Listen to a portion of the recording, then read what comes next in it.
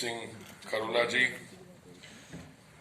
Manoj Joshi ji, Ashish Kundra ji, Vikas Kumar ji, Jaideep, distinguished guests and dignitaries who are present here today.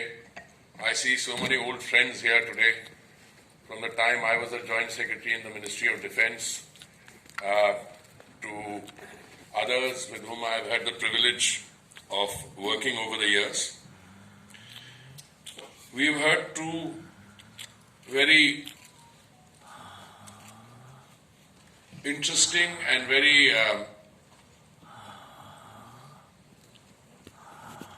relevant sets of comments made by both Manoj ji and Kharola ji. Almost everything they said I can easily agree with. Therefore, I am going to put my case before you somewhat differently. And I want to make 2 or 3 general comments and then I come back to what I think is the state of play and where we go from here. The first point I wish to make is that we have changed, or rather we have succeeded in changing the methods,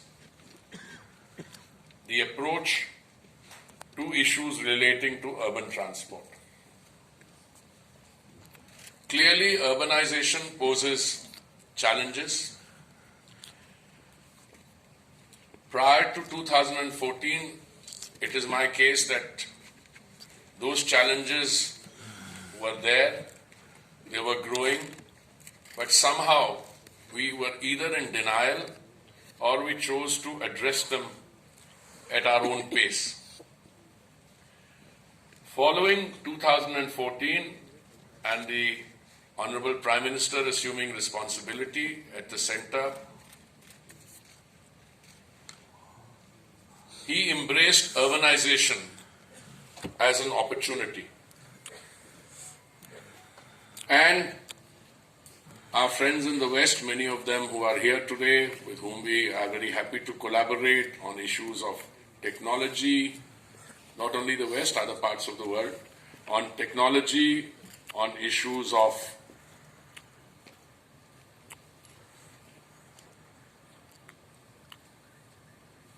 everything that urban transport requires in terms of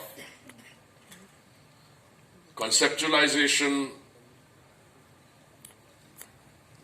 bringing concrete plans, implementing them, etc.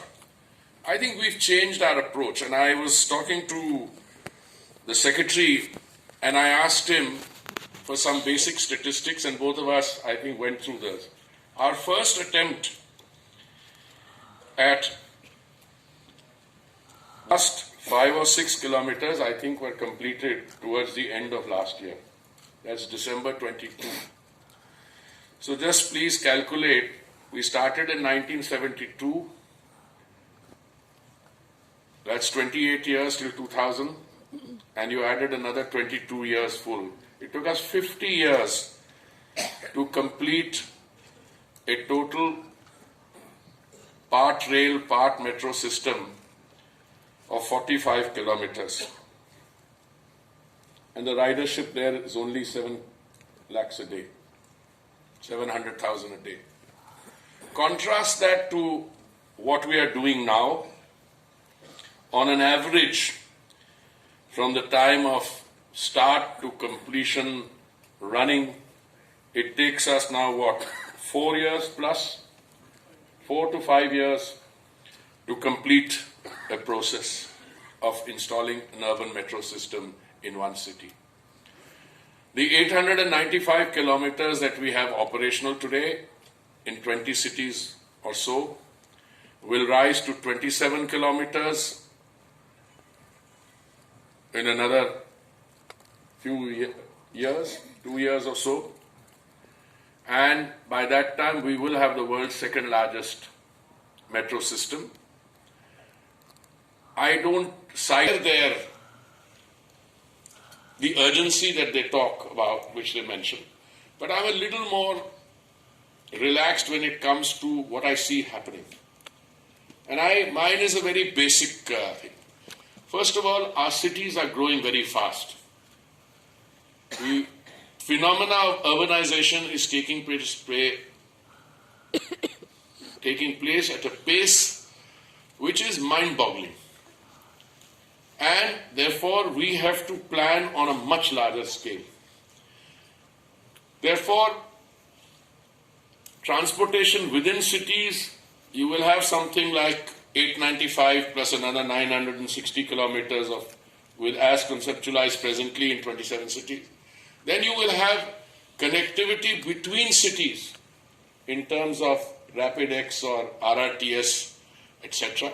And we've got on to a good beginning there. And you have railways, Vande Bharat, etc. When you come inside cities,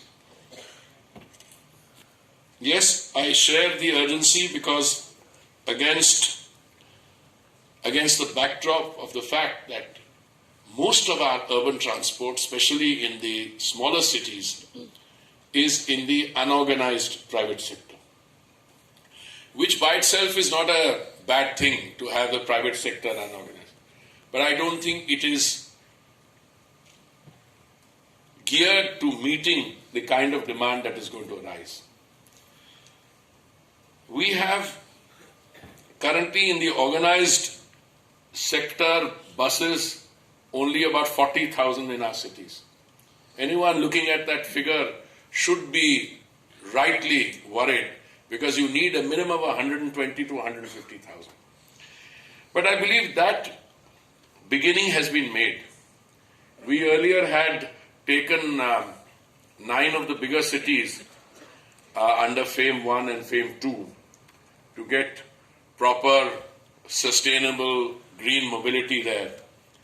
Now we are taking the rest of the cities, and I have no doubt that the manner in which the e-bus Yojana has been conceptualized with the first 10,000, I think that will lead to it is the start of a process which will lead to many more follow-up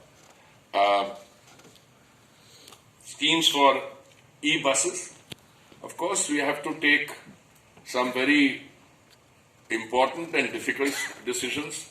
It is very easy and more easy and to implement if you don't insist on e-buses and you bring in the fossil fuel buses.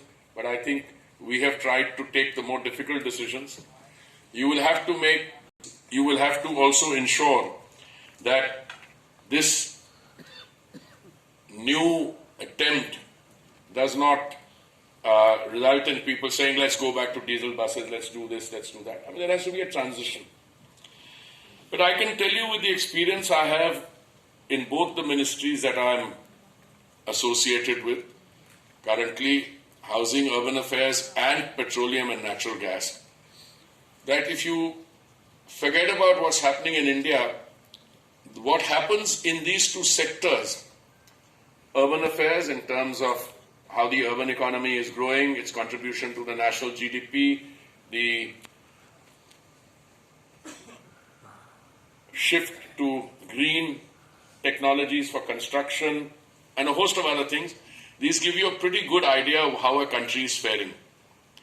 Equally, if you look at the energy consumption, the mix, and the direction in which you are going, it gives you a very good idea of how the economy is doing. And I think on both those counts, we can be really proud of what we have succeeded in doing. Actually, more than the 1,000 kilometers under construction. But what you will do is, when you ease the last mile connectivity and when you bring in the other factors, you will find that the exercise of choice, what it ultimately depends on. Why would you want to take out your two-wheeler or three-wheeler or any personal mode of transport